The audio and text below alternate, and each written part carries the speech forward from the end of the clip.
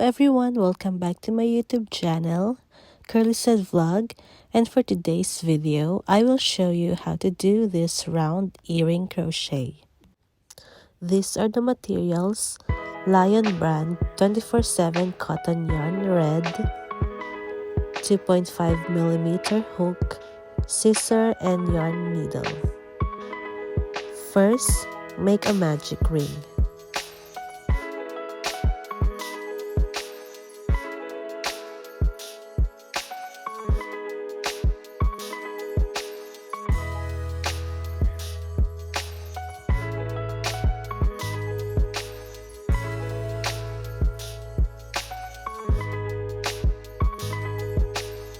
Next, make 10 single crochet inside the magic ring.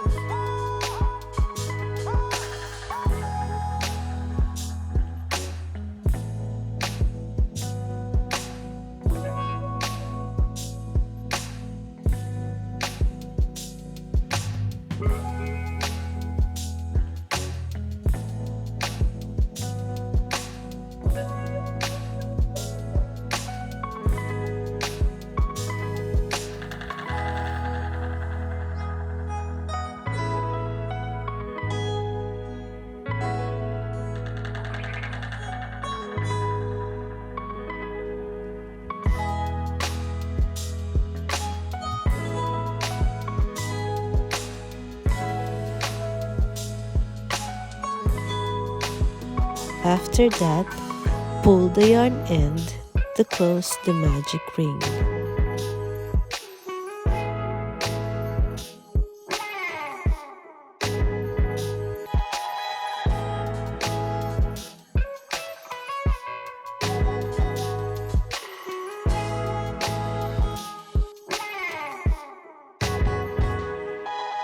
Next, slip stitch on the first single crochet.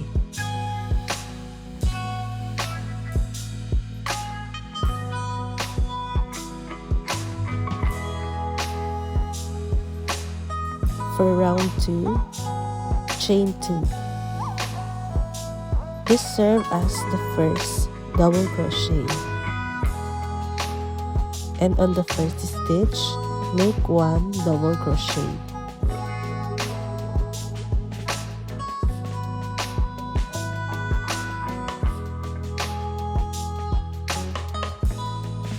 Next step is to make 2 double crochet on each stitch until you finish the round.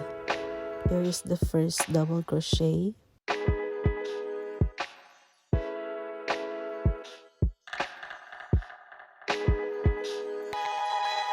And again another double crochet on same stitch.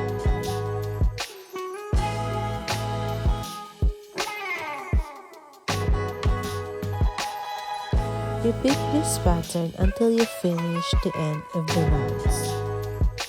And also guys, don't forget to like and subscribe to my YouTube channel and click the bell notification bell to notify you if I have a new tutorial.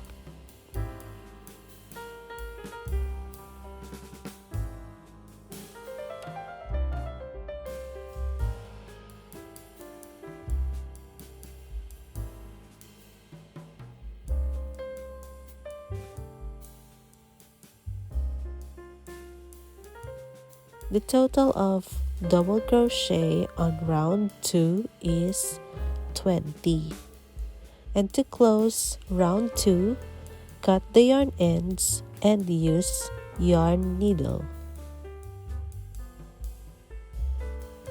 Instead of slip stitch, I'll be using yarn needle to make an invisible slip stitch.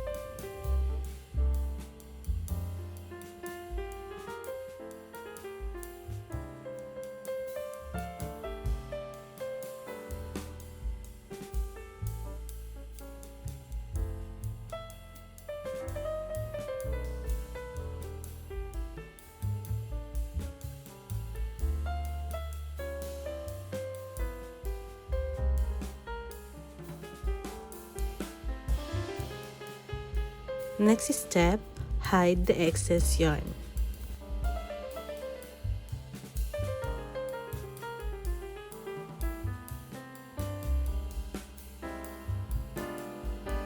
Lastly, secure the yarn ends by making a knot twice.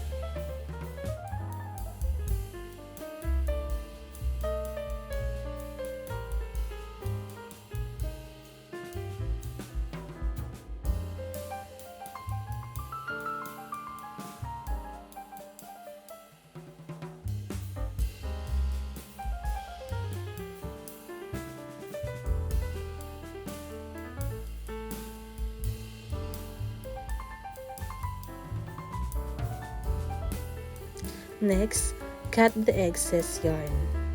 Repeat all the steps from the beginning to make the other pair of the earring.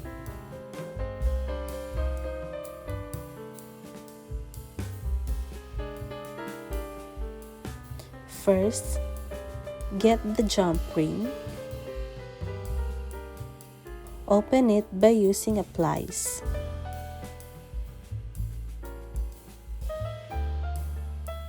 And then, insert the jump ring in one of the stitch.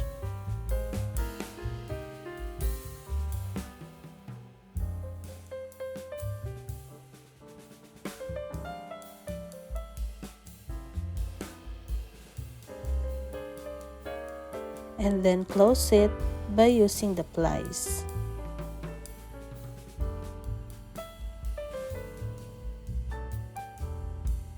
Now, get the other jump ring, open it by using the pliers,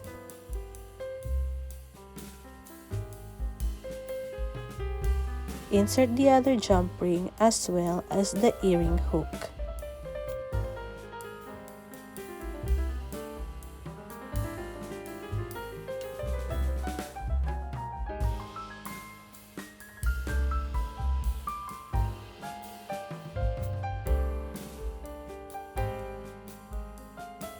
Then close it by using your pliers.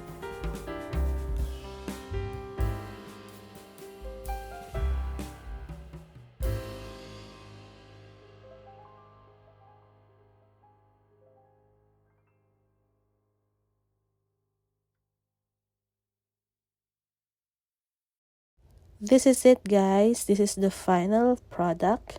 I hope you like this tutorial. Don't forget to like and subscribe to my YouTube channel, Curlyzhedvlog, and click the notification bell. And if you have question and any suggestion, you can leave it in the comment section below. Thank you and see you on my next tutorial.